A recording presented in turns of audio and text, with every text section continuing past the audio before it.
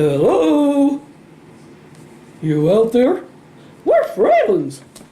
And friends, you're the friends. Well, that was pretty cool. I thought so. Rosie, you're weird. Uh-huh, she is. Well, you are too. Looky, we're a living Christmas card. Yeah, we are. We're a living Christmas card. Merry Christmas, everyone. Again and again for the next few days. It is only a few days. Anyway, I'm going to put you down, and I'm going to get busy because I'm going to read the whole chapter tonight. The whole chapter? The whole chapter. I may have to put it up on YouTube in 2 segments, but I'm going to read the whole thing tonight. So what do we do? Well, you wait until I'm ready for you again. Well, I guess that's all there is to it, Rosie. Seems so. Well, off we go. Do a good job reading, would ya? Well, I will try. Well, we want to hear it too. Yeah, we want to know what's going on. They want to know what's going on. They've been following this story. They don't have a choice. Okay, this is chapter 8. And we're at the meadow. Now, we have this new young man who is also now trapped and hidden with Sheridan. He's much younger, so she's kind of taken a motherly approach to him, but he has a lot of problems. He's a drug addict. But nobody's being really judgmental in this. I guess they're just too wound up right now and trying to find a way out to worry about him being a drug addict. And Vida and Cook are now being introduced by Sheridan, and they don't seem to judge anybody, but they don't answer anybody's questions either. So here we go into the meadow. Excuse me. As they left the cafe, Diggory walked along behind them. Sheridan looked back, and he seemed to be with them only in body. "Diggory, are you with us?" His head popped up. "Who are you people? What is happening here? This is all too much. And I think I've just woke up to what is really going on here. Sheridan, now I know why you wanted out of here so bad. It's weird. Twilight Zone weird." Sheridan dropped back to walk with him, letting Cook and Vida walk ahead a few steps. His outburst was unexpected, but Sheridan felt it was far overdue. "I felt the same way, Diggory. It's very confusing. It's too weird. I keep hoping Vida's friend Shepard will tell us when he gets here. Believe me, I've been asking questions, but nobody gives a complete answer." Vida and Cook didn't respond at all. It was as if they hadn't even heard. Sheridan trusted Vida most of all, but her all too frequent lack of response made Sheridan question that trust. "I love it down in here." Vida's breathy coo was almost like a fresh breeze. "My Lord," Sheridan spoke her thoughts aloud, "I just realized it's still morning." Then she spoke loudly enough for Vida and Cook to hear. "Did you hear Diggory?" "Yes, we heard him," Cook spoke first. "He needed to vent," Vida followed. "We didn't feel the need to say anything else, especially so close to the meadow. You will both feel better there." See what I mean? Sheridan whispered to Diggory. They all stepped onto the dirt path leading to what Sheridan expected to be like any other clearing in a Nebraska pasture. They walked over a small rise that looked down on a huge meadow. Just below the top of that rise were rows of wildflowers. Wow! There are so many of them. Did you raise these, Vida? They look like they grew in a spiral. What are they? Are any of them the Lunas flower? Take a breath, Sheridan. Vida laughed. I've never seen any Lunas flower here. Have you, Cook? Cook shook his head. No, Sheridan, I didn't plant any of these. It's a natural border. Lift your eyes and look at the way the flowers swirl around the area until they meet the tree line. How they came to grow like this, I have no idea. It's like a beautiful painting of swirling color. Here and there, the colors merge.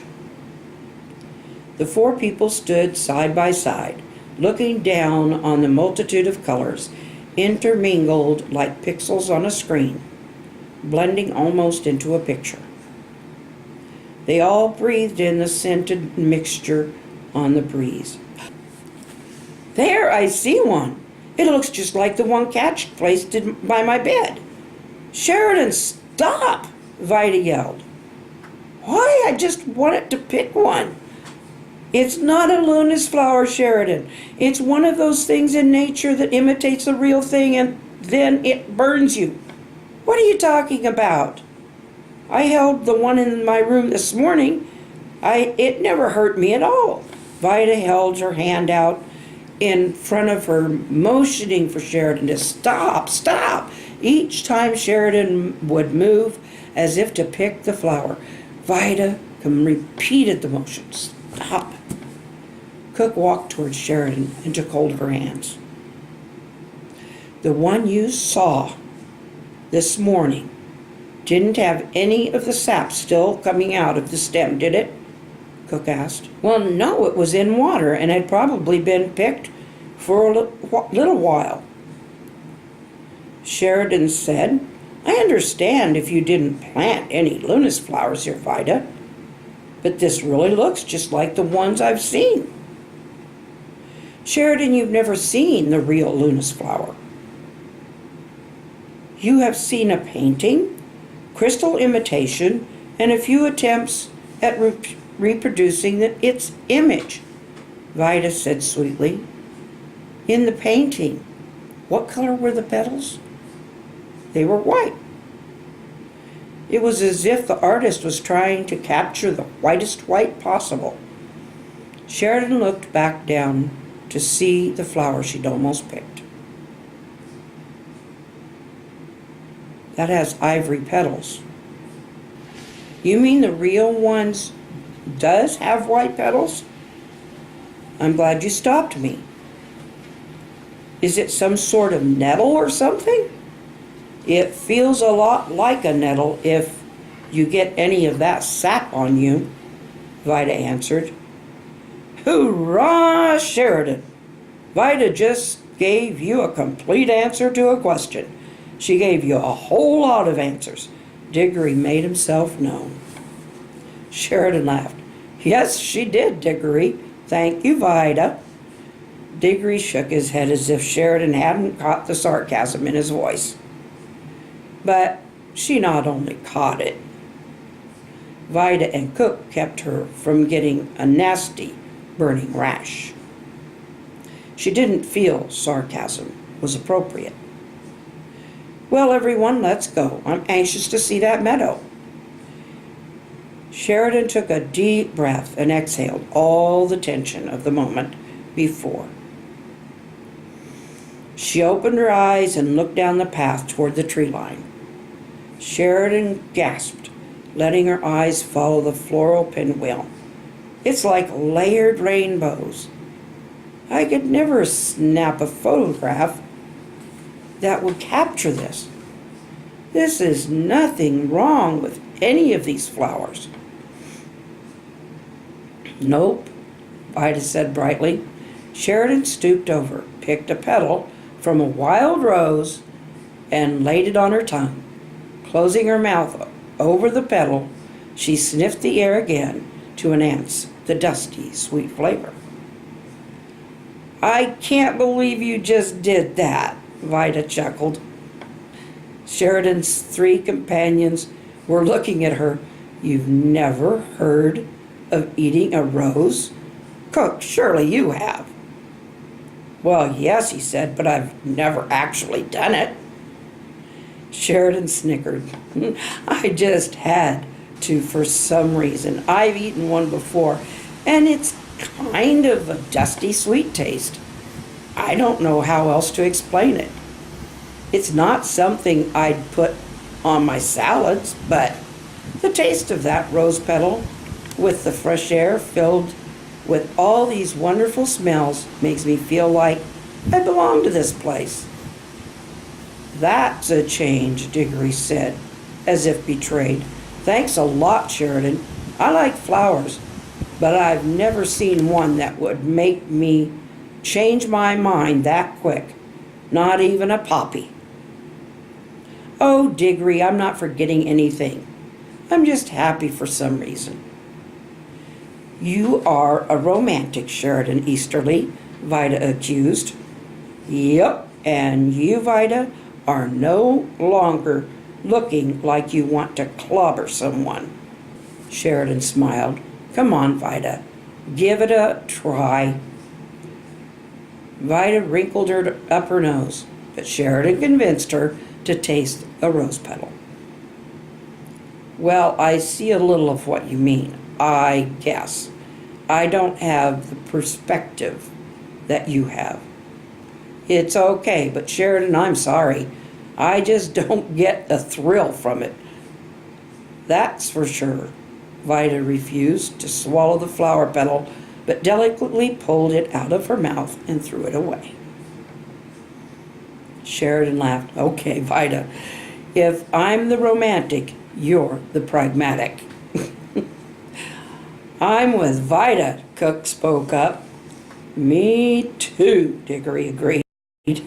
Vida smiled and changed the subject. See that tree line ahead? She pointed. We get through there, and we are in the meadow. Well, that is it for part 1. I have read the rest of it. I've taped the rest of it.